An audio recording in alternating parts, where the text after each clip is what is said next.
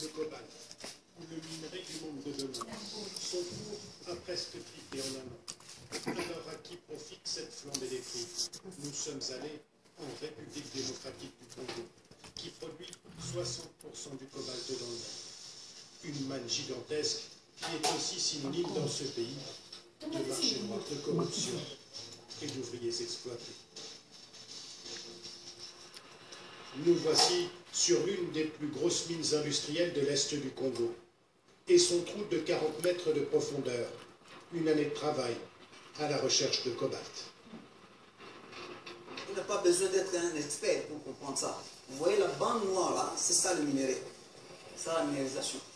Si le cobalt est devenu le minerai le plus demandé au monde, c'est qu'il rentre dans la fabrication des batteries nouvelle génération, présents dans les smartphones et surtout dans les voitures électriques. L'année dernière, les gens spéculaient déjà sur l'industrie automobile et sur la nouvelle technologie, les véhicules à courant électrique. On s'y attendait, mais peut-être pas avec cette envergure. Les industriels du secteur sont donc les premiers à bénéficier de ce boom, avec des profits qui explosent. Et chacun veut sa part. Oui, c'est en pleine croissance. On produit actuellement 5000 tonnes par an et on a l'intention de passer à 21 000 tonnes. Il y a ceux qui produisent et ceux qui achètent la matière première, sortie de ces usines de première transformation, avec une destination privilégiée. Le cobalt, on le vend surtout à la Chine. C'est le seul pays à avoir les capacités industrielles pour le transformer en batterie. Une poudre verte, voilà le cobalt tel qu'il est exporté.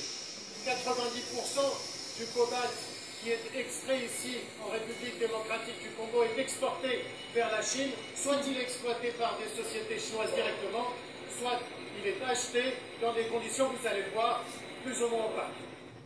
L'approvisionnement au cobalt, un enjeu stratégique. Les entreprises chinoises sont absolument partout dans l'est du Congo, prêtes à tout pour se procurer le précieux minerai, y compris à se fournir dans les mines dites artisanales, celles qui alimentent le marché clandestin, comme celle-ci. Ces mines pullulent depuis quelques années et leur accès est hautement surveillé. Nous avons réussi à nous introduire dans l'une d'entre elles, discrètement. Un acheteur chinois surveille le chargement de la marchandise. Pendant ce temps-là, au cœur de la mine, le cobalt est ramassé par ceux que l'on appelle les creuseurs. Il faut faire attention là, va lentement, ça risque de s'écrouler. Ce groupe de creuseurs affirme gagner entre 1 et 2 euros par jour. Après avoir rempli leur sac de cobalt, les creuseurs vont vendre leurs marchandises au marché noir, contrôlées par des entreprises chinoises, comme celle-ci. Nous entrons en caméra cachée. Le cobalt, le prix est affiché là-bas. Ça, c'est le prix du cobalt. Le commerçant nous montre le tableau où le prix des matières premières est affiché.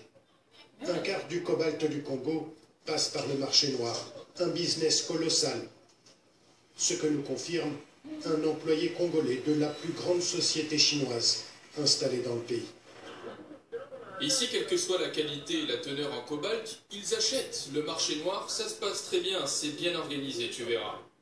Un marché noir protégé par l'État congolais. La preuve, c'est la garde présidentielle qui protège le siège de la société chinoise. Des soldats qui dépendent directement du chef de l'État, Joseph Kabila.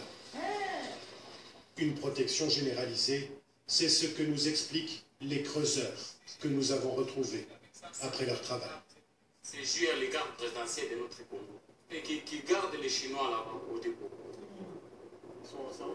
Oui, ils sont ensemble. C'est les Chinois qui font la loi parce qu'il a trouvé notre pays qui est foutu. Ils nous volent sur le prix et en plus, si tu veux discuter, les soldats te tapent.